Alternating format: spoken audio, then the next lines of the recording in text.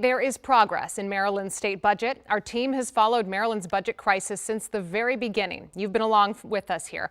Earlier this year, Governor Westmore announced the state had a $3.3 billion hole in its $67 billion budget for 2026. We do have team coverage on what this means for you and for your wallet.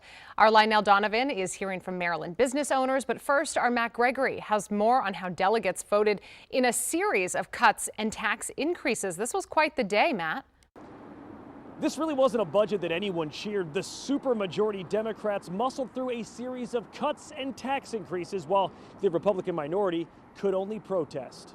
We have to make tough decisions. On the House of Delegates floor, a final budget debate.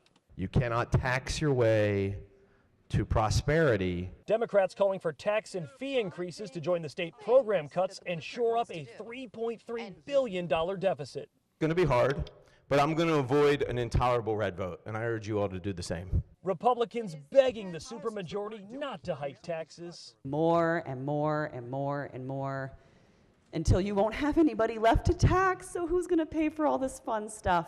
And at times it got heated. The 2 minutes for the young lady are over. I can count. But in the end, the delegates had to vote. You had your 2 minutes is up, Yes, but the it is passion up. for the people continues. Madam Speaker. In order, the House voted first for the new budget, then the tax and fee increases, and each time pretty much along party lines. Passing taxes even on millionaires is hard.